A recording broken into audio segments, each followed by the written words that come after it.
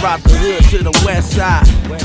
Westside Radio. What's going down, y'all? It's Julio G. Welcome to it once again. Westside Radio. Oh man, this is gonna be big tonight. Legendary legend, San Diego's finest, Mr. Shadow, in the house with us today, man. Thank you for coming, Shadow. I appreciate you, man. And congratulations, new album is out. I was telling you, I was listening to it today. We're going to talk about it. You got some great features on there, and just like really good production, and you got some good stuff on there. Ooh. But Shadow, every time I start these interviews, I'm always curious about the names and where do they come from, and what made you pick Mr. Shadow? So Shadow started off as a neighborhood name. You know, you're down for the hood, the homies. I've always the darkest of the bunch, so they call me Shadow. It was either Shadow, Crow, Negro, you know what I mean? Yeah. The other ones were taken, so they gave me Shadow, you know. But and then when I went to the radio station to Z90, Lisa Vasquez, the program director at that time, asked me what my name was. I told her, I said, hey, you know, my neighborhood, I'm Shadow, you know what I mean? And she put the Mr. in front of the Shadow, and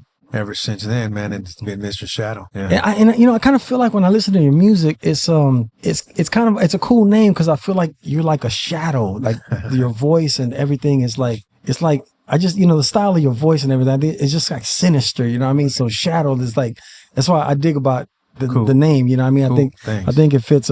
Can you tell me about San Diego? Because like I was telling you earlier, I go to San Diego from time to time, but the hip hop scene is its own world over there. You know what I mean? You guys created like your own mini LA, I would say, you know what I mean? In its own way, you know what I mean? But give me a breakdown, Shadow, of like, you know, San Diego and like when you first came out and, you know, who was the people coming out with you and what are some of the names? So back in 96, when I first came out, it was Little One, Knightowl, Little Rob. You had your low profile records, which was Royalty and all his artists. J.O., right? J.O. was out? Yeah, J.O. Felony was out. You know, Mitchie Slick was out.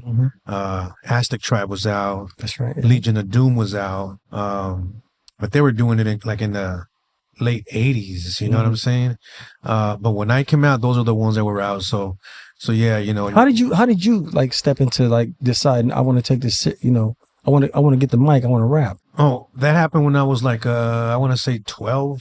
And then when I hit juvenile hall at 13, I started writing rhymes when I was locked up in juvie. And then I was just messing around, you know what I mean? And no beat, no nothing, just writing. Yeah, just writing. I was, you know, and I came out, and then Knightowl was already doing his thing, you know, but the first time I had heard like a homie rapping was Knightowl doing the neighborhood raps, because we are from the same neighborhood. Okay. You know, rest in peace, Rest Knightowl. in peace, yeah, for sure. And I would hear the neighborhood raps he would do, bro, and it just intrigued me how he would take a beat, flip it, rap about the neighborhood, mention all the homies, you know what I mean?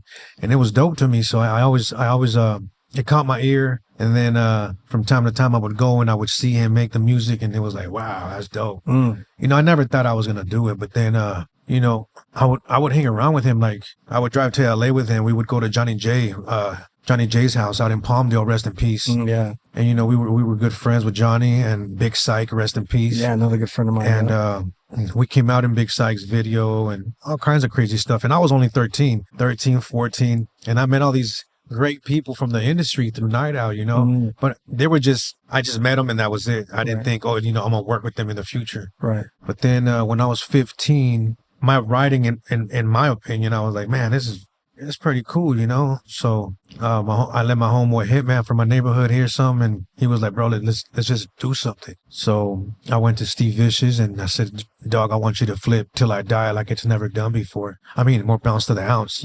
And he gave me Till I Die, the beat, the instrumental, and I wrote it. And that's when I went to Z90, and off of that one song, that was the opening that broke open. The doors open.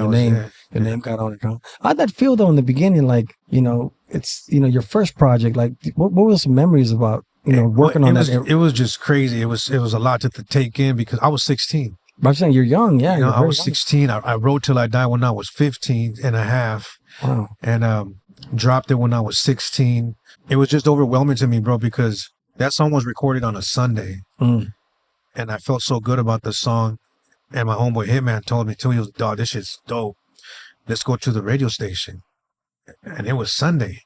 And what was the station back then? Like, was Z90? Jammin' Z90. Jammin' Z90, okay. Yeah. And Lisa Vasquez was a program director.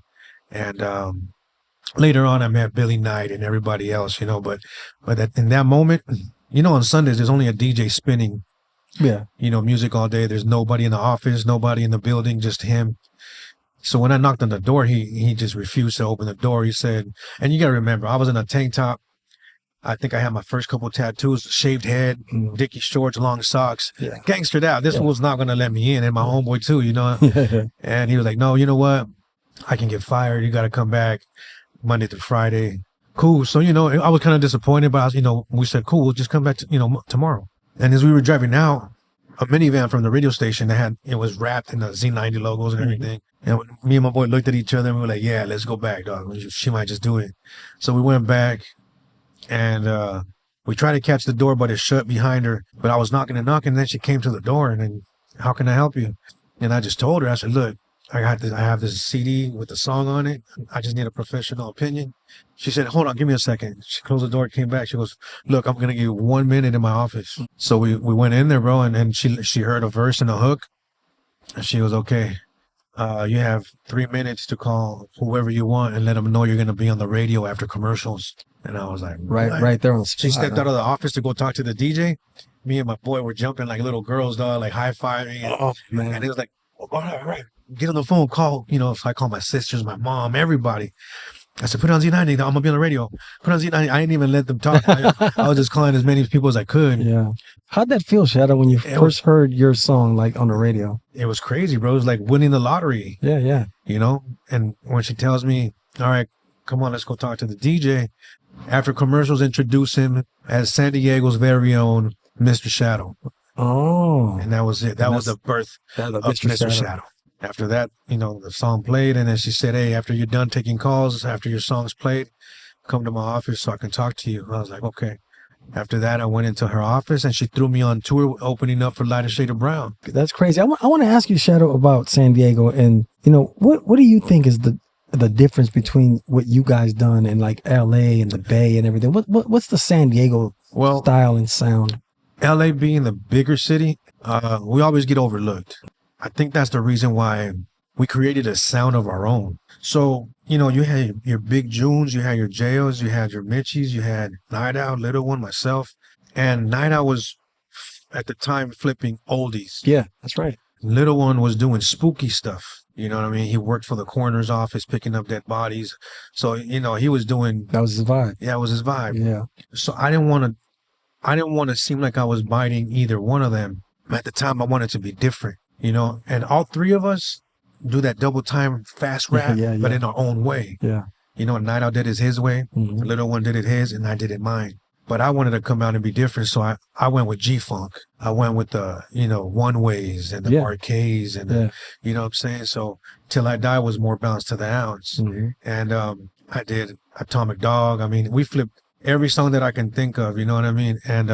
And that's how I came out. Yeah. I want to ask you this also. You being in San Diego and being so close to Mexico, how did that work? Did you ever, do you go into Mexico and do all that? How does that work? Yeah, bro. Because that's a good thing. You're not like LA can't just do that, but you have that one part where you could go to Mexico. Back then, from 15 all the way to 18, you ran amok because the clubs would let us into the 18 and over clubs.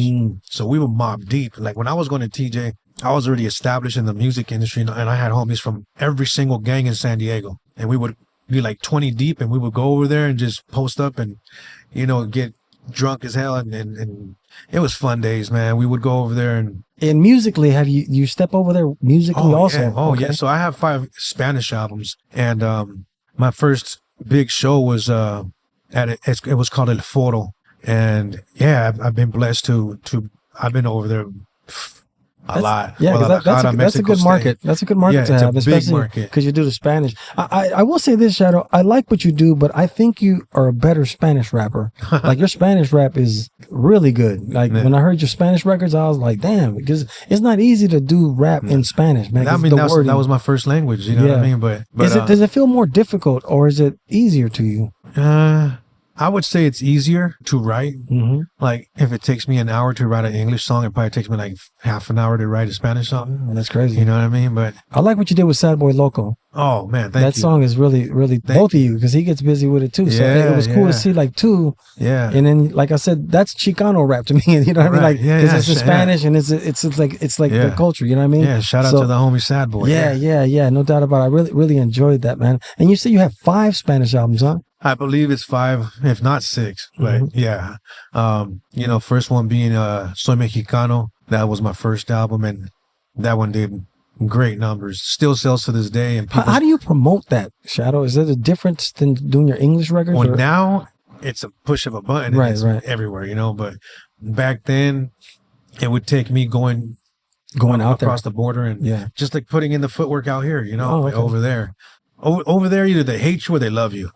There's no in between, you know. And thank God that for me, they've loved me for 30 years. And you've collabed with people over there and everything, right? Yeah, with a lot of people, with some of the biggest. And it's crazy because like you have these big groups like Cartel de Santa, for example. They do podcasts, they do interviews, and they're like, hey, well, so who was your influence?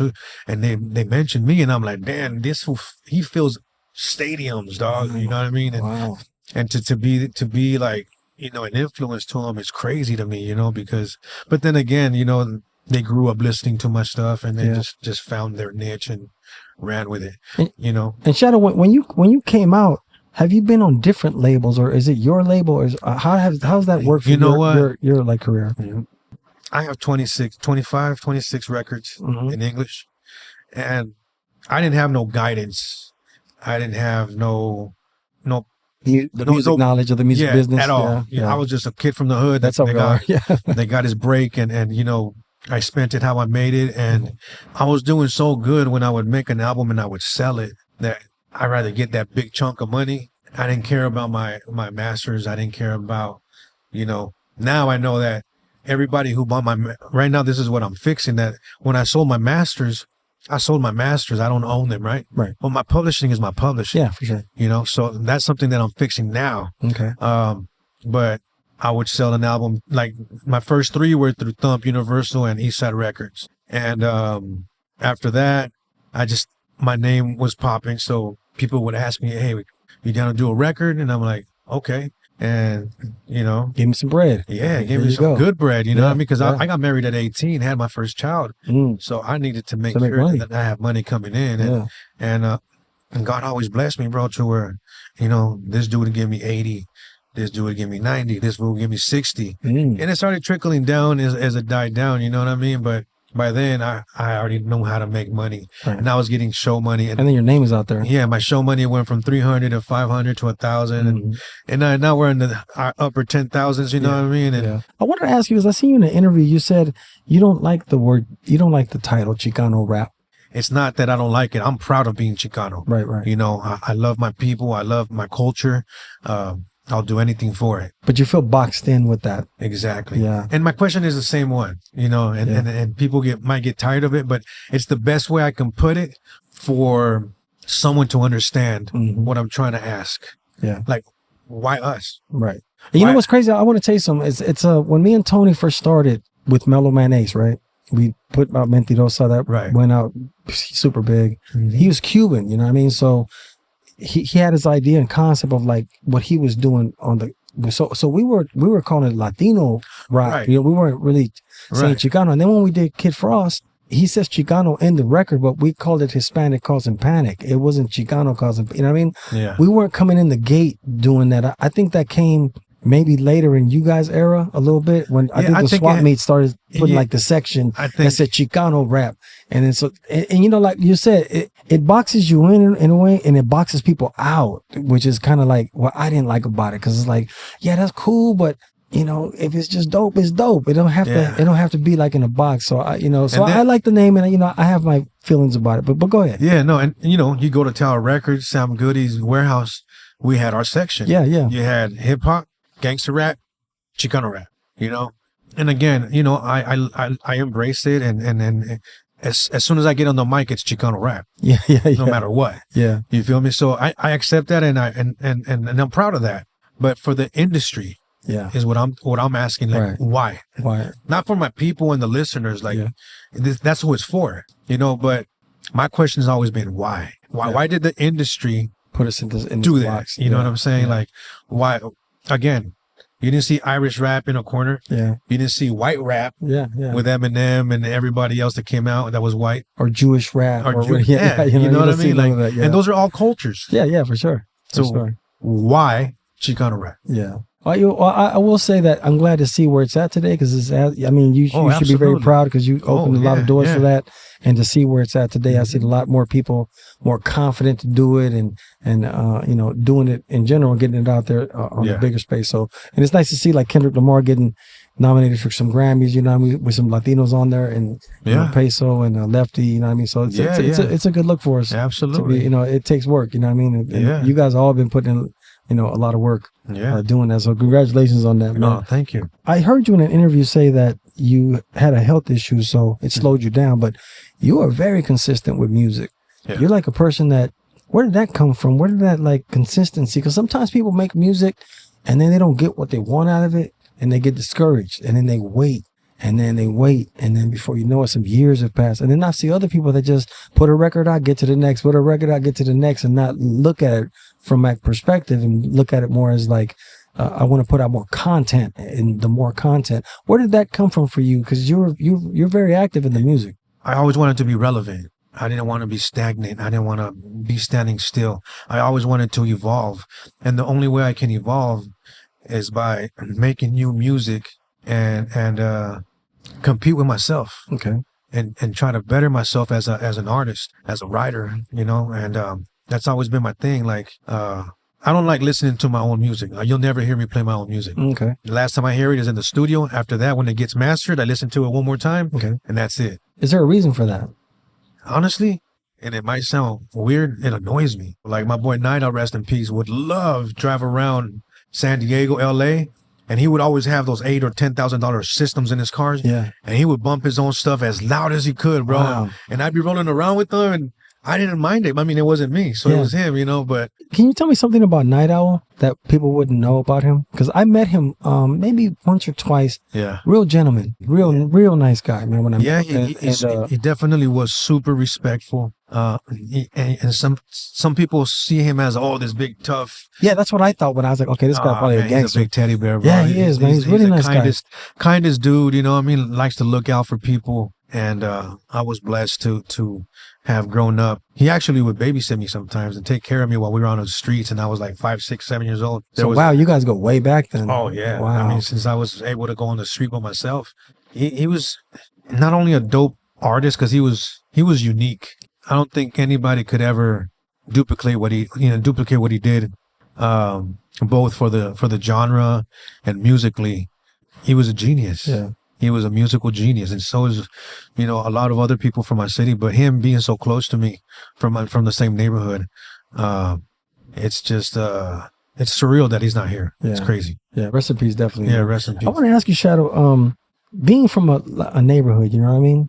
How did you maneuver that? Because it gets tricky, you know what I mean? You rap, but then you're from a neighborhood, and that, you know. And I'll tell you like a story. One time back in the days, we were on tour up in the San Jose.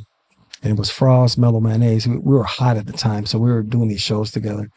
And they weren't tripping on us too tough, because Mellow, like I said, was Cuban, so he wasn't coming off like that. But they was giving Frost a tough time for being from LA. Of course. And that was kind of my first time really like, damn, they taking that serious over here? Like, because we don't take it serious like that. You can come from up north to LA. We're not tripping on that. I know a lot of people from the Bay that would come to our studio. We was always, hey, come on in, man. You know, like no big deal, right?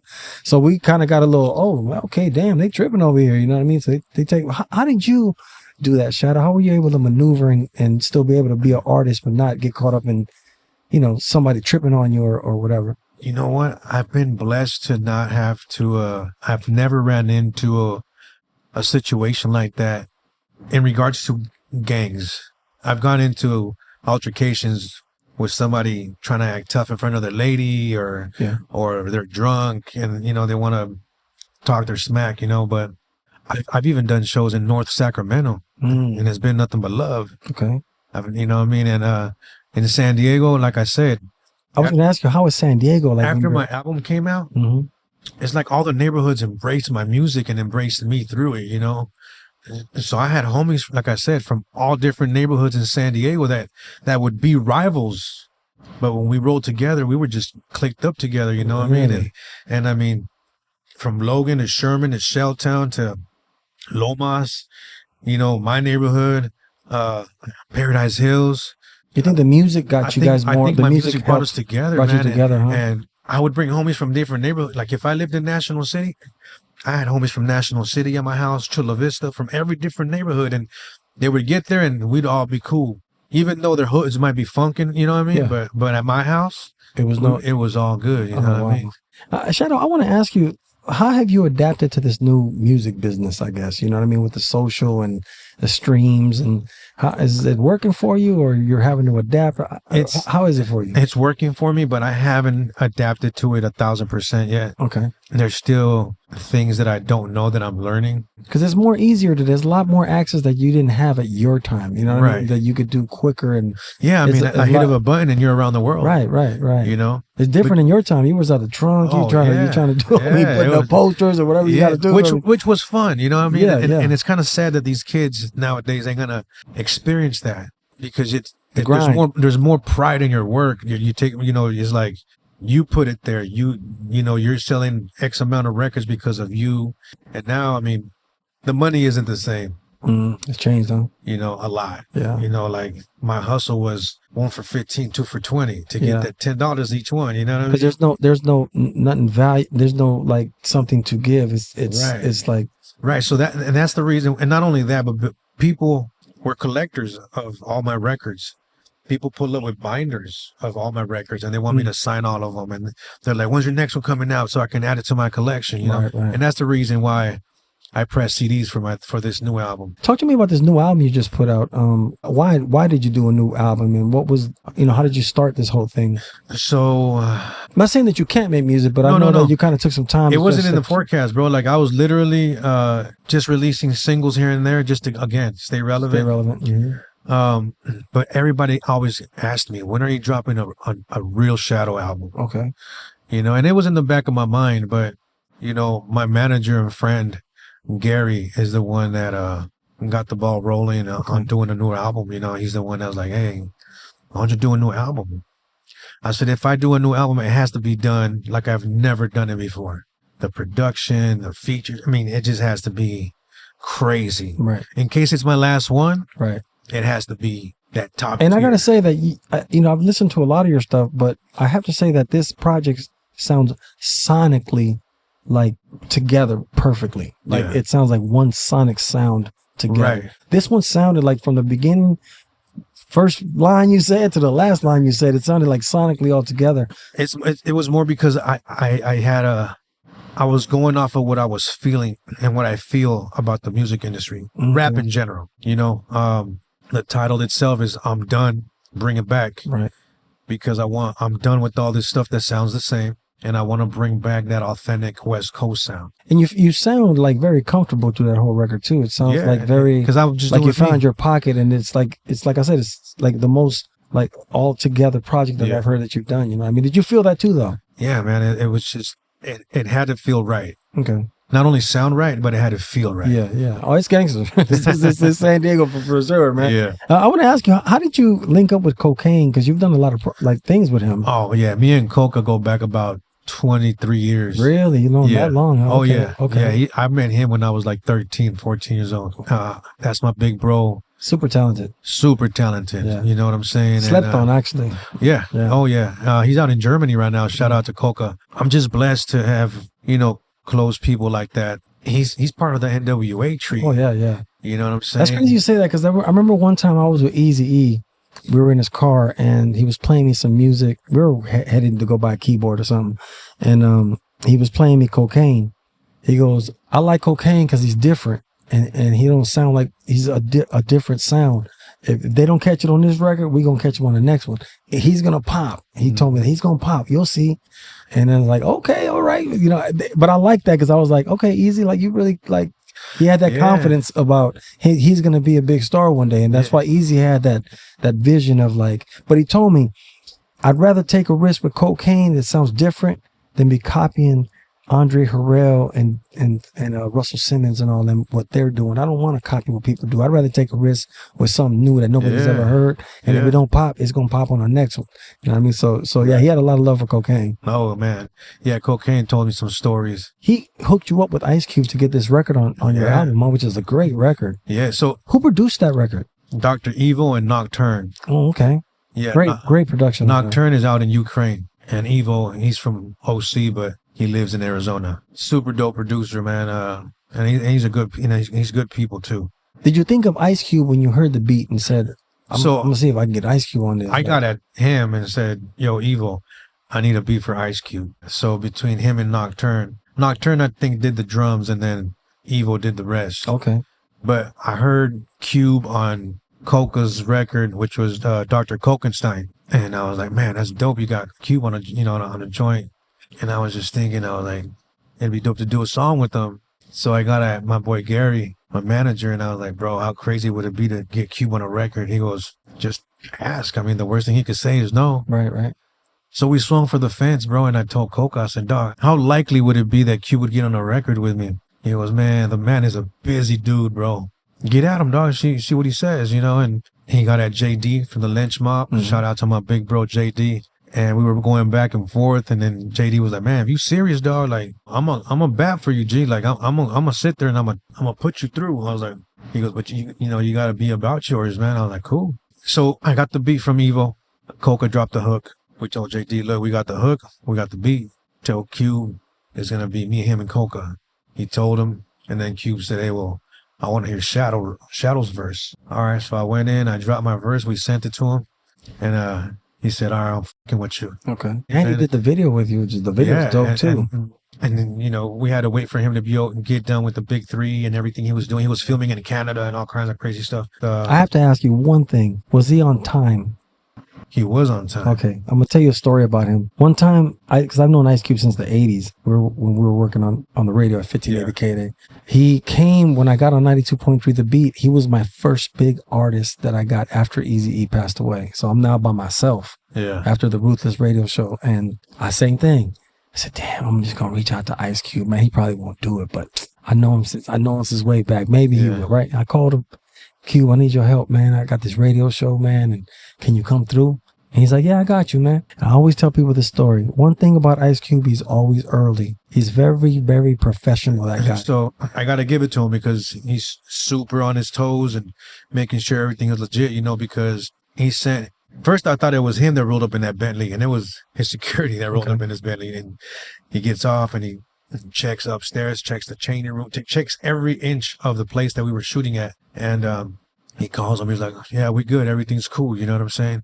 20 minutes later, Cube shows up. Super cool, down to earth, you know what I mean? And once me and Cube met, and I was like, man, thank you for pulling up, you know what I'm saying? And he was, that's what we do, you know what I mean? So we did the video, and then we started chopping it up in between scenes, and he got comfortable, bro. When the security came to tell him, hey, Cube, it's time to go. He was like, no, I'll let you know when I'm ready. I was like, oh, this was like, he's vibing, you know what I mean? Yeah. So it was cool, man, that it was just... It wasn't just another record. It wasn't just another feature. He actually took the time to record it. And even after he showed love at his concert, he was like, yo, I got this new record out with Mr. Shadow. Make sure you check it out, and I'm talking about a stadium full of people. Wow. You know what I'm saying? I wasn't in San Diego, but he did it in San Diego too. Okay. And he's about his word, man, and I got nothing but good things to say about him. No doubt. And you did a great record with him, and that's beautiful to have in your catalog. You know what I mean? That's Ice Cube don't really get down like that with a lot of people. Definitely a bucket list item. Yeah. The only other. And it's cool. It's LA and San Diego. It's just it's West Coast. You know? I want to ask you about your writing process, Shadow. How do you write? Is it just on the spot, anywhere you're at, or do you have a certain place where you like to most chill? of the times, it's in the studio. Okay. But like for the record. I'm done bringing back. I would book an 8-hour block, and I would go lock myself up in there and drop 2-3 songs. I would listen to them in the studio, and I'd be like, okay, I'm gonna fix this. This is this. I had the engineer made notes, and I'd be like, okay, next session we're gonna fix that. Everything had to be top notch. You know what I mean? From recording to mastering, writing, the beats, everything. How did you get B-Real on there also? Because I just hit him up. Honestly, I just hit him up, bro. Really? Yeah, I just hit him up and said, "Hey, big bro, like, would you be down to get on a song?" He was, "Man, I was wondering when you were gonna hit me up." And I hit him. He's like, "Send me the beat." And he was out in Germany when, so I would message him and he would message me the next day. You know what I mean? And he was like, "Yeah, shoot it to me when I get back to LA. I'll get in the studio." Because you got two big collabs right there like, Yeah, on one yeah. album. And you know what? Shout out to Be Real, because he was about his word, man. He kept his word and recorded his Another stuff. professional person is Yeah. as high as he is, but he's always high, but he is Yeah, very I mean, professional about what yeah. he does. Yeah, I mean, very blessed, bro, to the people that collaborated on this album. Couldn't be more. Who were the producers, Shadow, on this record? So Amplified, who co-produces with Battle Cat, Okay. and Dr. Evil. Dr. Evil has 8 or 9 songs. Amplified has 4 or 5 songs, and my boy Chops. That's it. Oh, and Nocturne, who co-produced Certified G's with Evil. Okay. But besides that, it's just them. Shadow, I want to ask you now, you don't use the N-word. No. I never heard you use the N-word. What do you feel about that? Because I hear a lot of Mexican rappers just N-wording crazy today. There's more words in the vocabulary to use than that. You know what I mean? I'm not black. That's their thing. I understand that there's certain neighborhoods and all these youngsters, for whatever reason, feel it's okay to say it. But it's never been okay with me. It's not your thing, yeah. It's not my thing. You know, that's their thing. But the way I talk is the way I rap, and yeah, that's it, man. I don't say that, and I won't. I want to ask you also, you did say in an interview before that you went through a stroke. Yeah, I had 2. You had 2 of them. What happened? One day you just wasn't feeling good, and you just... Okay, so my first one, it happened in 2009. I was 30 years old. It happened in my sleep. Really? Wow. Yeah, and I was healthy, bro. Like, going to the gym twice, playing football every Saturday. Like, I was healthy, bro. Wow. And I've never done hard drugs. It's always been weed, and I was a heavy drinker. I stopped drinking at 21. That's how much I would drink, you know. And then my wife came home, and she was like, "How you feeling?" I said, "Well, I don't feel too good. I feel weak. I can't balance. I can't keep nothing down." So I started, you know, the Mexican remedy, 7-Up and crackers. Yeah. You know, and smoking weed. But I would smoke weed, and when I would cough, my head would hurt. It would, like I had a headache, and then every time I would cough, it like, and I was like, oh, I didn't feel too good, and I felt it on my eyeballs. And make a long story short, my wife said, "That's it.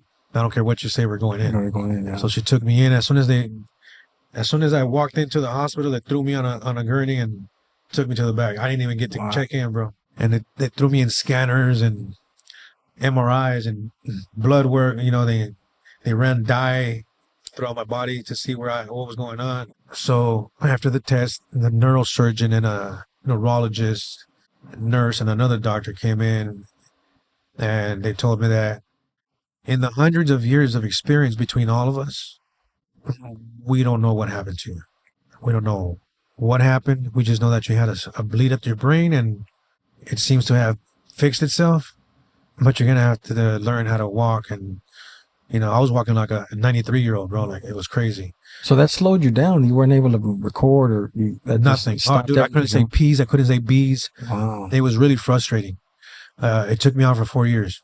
Really? Wow. Yeah. Shadow, that's crazy. Yeah, 2009 to 2012. That's life-changing, bro. That's a whole different way of looking at life. It is, bro. Like, literally, I started living every day like it's my last. I'm glad you're doing good, though, man. Oh, thank you, man. God's good, bro. And you said you lost a lot of weight. You've been working, taking care of yourself better, huh? Yeah, I mean, it's life-changing. Absolutely. Yeah, absolutely. And you got kids, you got a wife. It's more than just the music. It's about about your health, man. You know what I mean? I want to ask you, how do you say you have kids or kids? I have kids. Okay. How do they feel about you? Like, you know, their dad's like a legend. You know what I mean? Like, so do they look at you as Mr. Shadow, or they just you're just dad to them? My young kids, they lived it with me. Okay. When they were in carriers, and they would go to the studio with me. You know, sometimes my ex-wife would stay with my daughter because she was in diapers, and my son was old enough to be in a car seat. So I would take my son with me to studio sessions. Okay. You know, so he came up early in the music. And I would take a homie with me, and they would watch him while I was in the booth. He'd run around the studio, like, yeah, man. Cool. So they lived the life, you know what I mean? And they grew up with me writing music and stuff like that. And it's got to be cool to have a famous dad like that, man. It's got to be cool. Now, my 12-year-old daughter also been around it. And so when I travel and I go to shows, I don't have an entourage, or I don't travel with a bunch of homies. Mhm. It's either by myself, it's either me and my cousin, or it's me, my wife, and my daughter. Okay. For the most part, it's us three because I'll make a trip out of it. Like, last time I had a show in Tampa. Oh, with Frost, by the way. Okay. It was me, Frost, and Bash. And we flew to Orlando, did the whole Disneyland thing. Then we drove to Tampa, did the show, and flew back. That's dope, man. That's Yeah, the way to so- do it with your family. And they love going, they love traveling, they love getting magnets from every airport and everywhere we've been, Mexico, here, wherever we go, and Yeah. it's cool to be able to let them experience that with Yeah, me. for sure. For sure. It's You know what I beautiful, mean? man. I want to ask you, Shadow, before we end this interview, I want to ask you if is there any lyrics that you regret doing when looking back, or is this or when you put music out, that's what it was, that's my age, that's what I was thinking at the time. Yeah, I mean, not that I regret it. I mean, being a newborn Christian, of course, you want to be as clean as possible. For you know? sure. But everybody has a past. Yeah. And these things that I said before, like there was demonic stuff, there was evil stuff, there was gangbanging stuff, there was drug dealing stuff. These are all times that I was living. Everything on every record you hear is things that I've done, that I was It's doing. real. I never rapped about somebody else. I never rapped about, Something you didn't do. Something I didn't do. Yeah, exaggerating stuff. It was I all couldn't real. fake it if I tried, man. Yeah, it's all honestly, real. So my till I die days, I was still active. I was doing my thing, selling guns and drugs. Then money came and I got into a lot of drugs, like PCP and smoking PCP at the cemetery, doing shrooms, and so I was seeing evil stuff, bro, and I was feeling evil stuff. So that's what I wrote about. So when you hear Born Without a Conscience, that's what that album was. When in that time of my life. After that was Expect the Unexpected, which you see from the artwork of the cover to the production. I had beats from Emmanuel Dean, rest in peace. I got a feature from Corrupt. From there on out, every other record after that, it was something I was doing and living, and going through. So, not that I don't regret doing, for example, Apocalypse, or any of those songs on that album. As a Christian, I do, but as Shadow the rapper, and that was just part of my craft. Yeah, your craft, what you're doing. Yeah. Shadow, man, I really want to thank you for coming. I wanted to see if I forgot anything that I wanted to ask you, but Yeah. What do you got coming next, Shadow? Are you working on? Or are you just working this project right now? For right now, I'm just working this project. Okay. I also have a Spanish one that I started, but we're definitely gonna follow it up with some more videos from this record, and then next year we have a 15 to 18 city tour. Okay. And then after that, that's spring and summer, and then hopefully maybe after that we'll hit overseas. Okay. Shadow, because you've been in the streets like that, and you've been out there. You know what I mean? What is your message to the youth? Like somebody coming up today, would you tell them to take those footsteps you took, or? No, absolutely not. Okay. No, absolutely not. If anything, I would tell them to get close to God. Mm. You know what I mean? The end is near. Okay. And, on my side, there's no regrets, only experiences. And, I wish I can tell all these kids, you know what, hood life ain't it, bro. Like, Yeah. you know what I'm saying? There's nothing except jail in the grave, dog. That, Yeah. And they're losing their lives early, man. It's Early. sad. I'm seeing 16 and 17-year-olds get I hate smoked, seeing bro. that. And they don't think about the stuff they put their families through. Yeah. Because they'll take somebody out, but you're not only affecting that family, you're affecting yours, because you're gonna go do life. Yeah. Now your mom, Yeah. your sisters, your brothers, everybody in your family is gonna miss you. They're all feeling bad. They're sad. They're crying.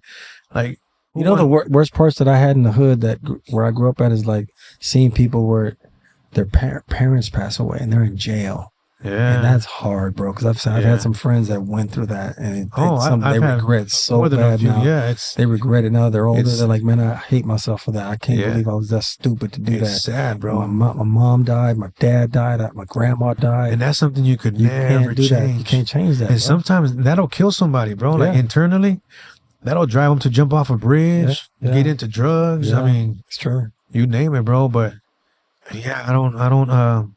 Everything's just not the same anymore, bro. Everything from, and a big part is social media. Yeah.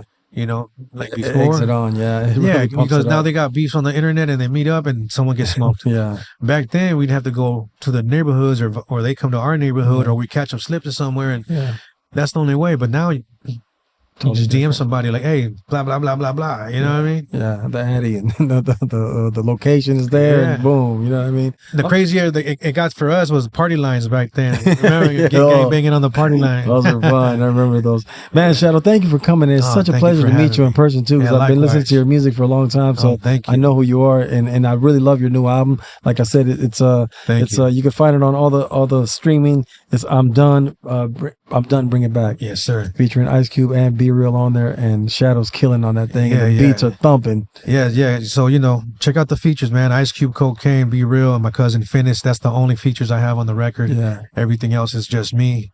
And man, trying to give the West Coast a breath of fresh air. Yeah, no, you definitely did, man. Thank you, man. Thank you for coming. Yeah, that's right, Thank man. you for having me. Westside Radio, you know how we do it. Like I said, the legend right here, man. Shadow in the house, San Diego's finest, man. We'll get you next time, man. Peace. What's up, y'all? This is the Thug Lord Tupac. Be sure to check out Westside Radio.